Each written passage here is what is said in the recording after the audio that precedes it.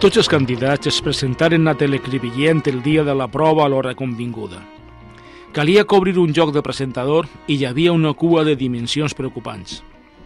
Edgar, una mica molest per haver-se d'encarregar de tot sol, es va cridar un per un i va deixar l'últim, el Jefferson, un antic company de l'institut. Durant l'interminable temps d'espera, Jefferson es fixava en les cares dels seus companys. Ningú no semblava satisfet amb el resultat, la qual cosa va provocar que s'anara posant més i més nerviós a mesura que transcorrien els minuts.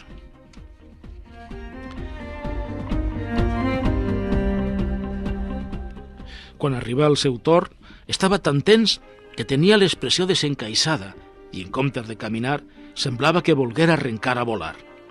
En només un minut havia d'engolir-se tota aquella energia negativa, així que aspirà profundament amb el ventre i aconseguia serenar-se una mica.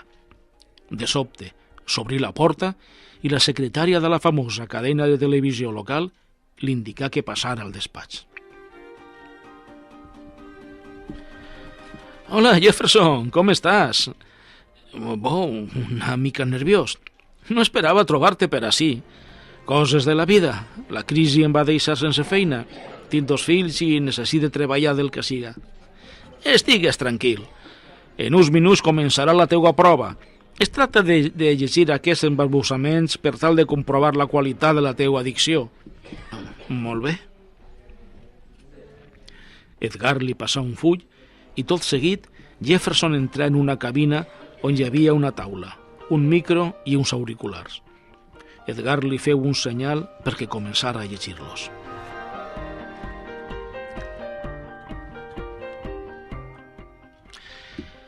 Cala clara és a la cala d'Alacant. Babau, veu, vi bo i viu bé.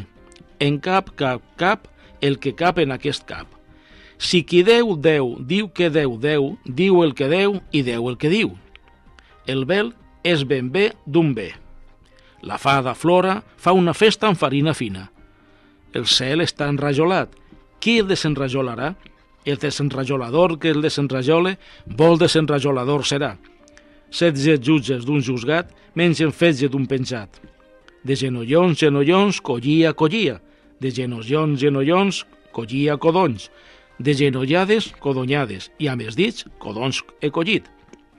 El gros gos ros no borlós tot sol. Qui un pam de capa parda compra, un pam de capa parda paga. Per la carretera de Roses passa un carro carregat de rocs fent catacrit catacroc.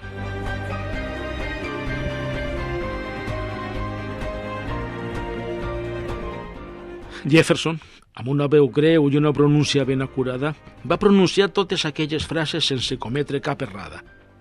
Edgar es va sorprendre que haguera passat la prova. No el volia com a company de treball, però amb aquell àudio era impossible descartar-lo. Enhorabona, Jefferson!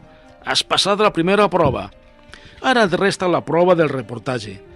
Has d'anar a la cova més allunyada de la serra i firmar el cau de les serps. Com? No et sembla una prova una mica exagerada? Les normes són les normes, ho sent. Si vols el treball, t'hauràs de buscar la vida.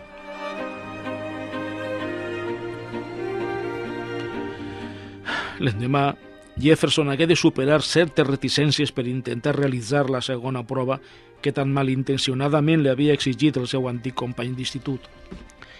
Va trobar la força necessària en la mirada dels seus 2 fills menuts. Ells s'ho merecien tot. Va carregar l'equip de gravació en la trotinà 2 cavalls que li acompanyava des de més de 20 anys. Es va dirigir cap al lloc indicat i després d'un perillós viatge per insofribles camins de terra va arribar a la cova de les serps. Amb certa cautela es va acostar a l'entrada. Va escoltar atentament, però cap soroll va sentir en la fosca.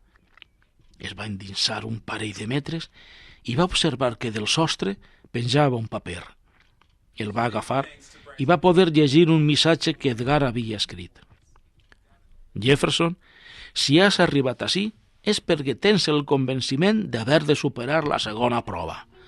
Però, com podries haver imaginat, no te ho anava a posar fàcil. Un bon periodista com tu podrà esbrinar quina és la veritable prova. Si la resols, el lloc de treball és teu. Que cabró! Que cabró! Hauria d'haver imaginat que aquest tipus no m'ho posaria tan fàcil. I amb aquestes cavilacions, Jefferson va seure al cotxe. Quin tipus de prova havia de superar ara? No tenia molts elements per deduir-lo. Era evident que no es tractava de les serps. Li hauria fet entrar en la cova. Amb quines altres informacions podria comptar? A Edgar feia temps que no el veia. La relació personal havia acabat a l'institut. D'aleshores ençà no havien compartit res. De l'institut recordava que no vam tenir una gran amistat, sobretot després d'aquella picabaralla que tingueren per Clara, una companya de classe. Instintivament va recordar que el nom de Clara apareixia en la llista d'embarbussaments que el dia anterior l'havia fet llegir Edgar. La llista! On estava la maldita llista? En casa? La va llançar a la paperera? No tenia altre tipus d'informació tan immediata com el contingut d'aquell enfilall de disbarats. Per això va regirar automàticament totes les butxaques i, sortosament, va aparèixer en la de darrere del pantaló. Va rellegir atentament els llistats d'embarbussaments i va concloure que, efectivament, allò era una col·lecció de disbarats sense sentit. Però no tenia altra cosa per on començar. Algun d'ells podia contenir la informació per a trobar la notícia.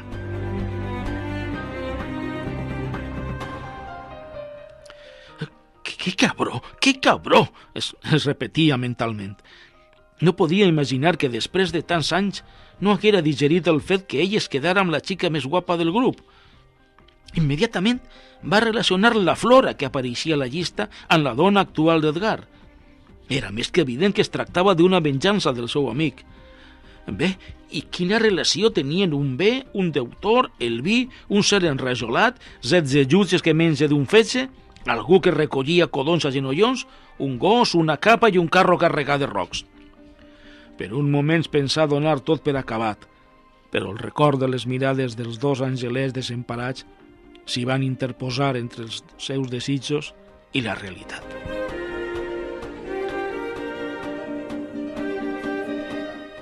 «Que cabró! Que cabró!» tornava a repetir-se mentalment. I les paraules d'Edgar ressonaven com un martell. «Si vols el treball, t'hauràs de buscar la vida». I això era exactament el que anava a fer. Si una vegada li havia guanyat, per què no podia fer una segona vegada? Intentà esbudellar el text.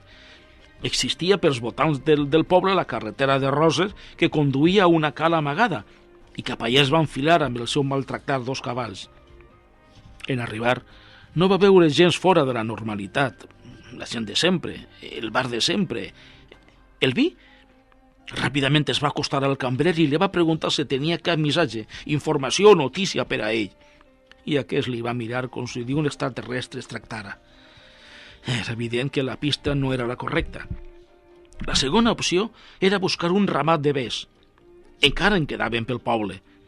De nou els 2 cavalls en persecució d'una pista que no semblava gens versemblant, però calia intentar-ho.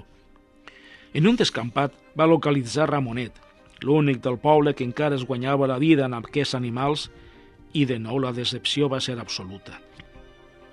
Tornar a llegir la llista d'embarbussaments i existia l'ofici de desenrajolador? Més encara, existia l'ofici de resolador? Era evident que no. D'empresaris de la construcció coneixia un fum que va enrajolar tota la costa d'Alacant, però era evident que no podia preguntar a tots. Recordar que al poble del costat hi havia un rajolar abandonat on temps d'abans fabricaven les rajoles en què es proveïen els veïns, però la indústria a gran escala se l'havia engolit. «No és per res en anar a provar», es va dir, i de nou va enfilar els seus 2 cavalls cap a la recerca de la pista dubtosa. En arribar, va comprovar que el lloc feia anys que no era visitat per ningú. L'argila resseca per culpa de la sequera, els edificis enderrocats, les màquines sepatllades. Era evident que en aquell lloc no trobaria la notícia que tant buscava. Altra pista que podia seguir era la dels jutges. Però el poble era tan minut que no hi havia més que un, i a més era de suposar que no menjava fetge dels penjats. No només perquè no seria massa agradable, sinó perquè el fet que a hores d'ara ja no hi havia penjats pel poble. Aquesta pista va ser descartada ràpidament per Jefferson. I qui era el deutor al qual es referia el quart embarbussament? El major deutor del poble era l'Ajuntament. Allí últimament hi havia notícies perquè es rumorejava que hi havia hagut un desfalc. La visita a l'Ajuntament va ser descorrajoladora. L'alcalde no va poder parlar amb ell a l'excusa que no parlava amb la premsa i que tot el que hauria de dir ho faria davant del jutge. De gossos no va voler saber res. Quants gossos podia haver al poble? Però compte, a l'embarbussament s'anomenava un gos gros i al poble hi havia un Sant Bernat, el del rector del santuari de la Verge de l'Esperança. Ell sí el que anaven les beates del poble a genollons tots els 18 de desembre. Més encara, al seu claustre hi havia 4 codonyers plantats. Era evident que havia trobat la notícia. A Jefferson, tot il·lusionat, va conduir cap al santuari que es trobava en un turó, a 15 quilòmetres del poble. En arribar va preguntar pel rector i aquest va aparèixer vestit per a celebrar la missa amb una casulla marró. Aquest fet li va confirmar que seguia la pista correcta. A l'embarbussament s'anomenava una capa parda i la casulla podia ser eixa referència. No va tardar massa a comprovar que no era així. Tot havia estat una pura coincidència. El sacerdot es va oferir a confessar-lo, però Jefferson va declinar la invitació. Ja no quedaven més pistes a seguir perquè ell mateix es va respondre al segon embarbussament. En cap, el que cap en aquest cap. S'havia entestat massa a seguir unes pistes que, tal vegada, no eren més que un exercici de dicció. Que cabró! Havia de reconèixer-lo. Havia perdut la batalla. El seu amic, Edgar, havia guanyat aquesta vegada. Tornaria sense res. El seu olfacte de periodista havia fallat estrepitosament. Edgar l'havia fet patir sabent que no trobaria res. Havia jugat amb ell i amb el menjar dels seus fills. Era evident. Continuaria sent un pelacanyes.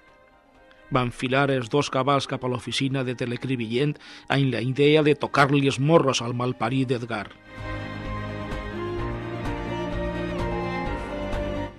L'entrada a l'oficina va ser certament violenta. Jefferson va obrir la porta d'una puntada de peu i va llançar a la taula d'Edgar el paper que hi havia agafat a la cova. «Així tens!» Però no va poder continuar amb la revenja. Una il·luminació, un senyal del cel, una clarividència, un moment d'inspiració. Jefferson mai podrà saber què passà, però al moment de caure el paper a la taula ho va veure tot clar. Allò que buscava havia estat sempre allí, no als embarbussaments. Ben clar, molt ben clar. Només calia canviar uns quants signes ortogràfics i la solució... Ja pots donar-me el lloc de treball, amic. Ho diu ben clar. Jefferson, sí, has arribat ací. És perquè tens el convenciment d'haver superat la segona prova. Però, com podries haver imaginat, no te ho anava a posar fàcil. Un bon periodista com tu podria esbrinar quina és la veritable prova. Sí, l'has resolt. El lloc de treball és teu. I Jefferson va tornar a sa casa amb la tranquil·litat de poder donar menjar als seus fills i qui sap si els 2 cabals podrà gaudir d'una bona mà de pintura.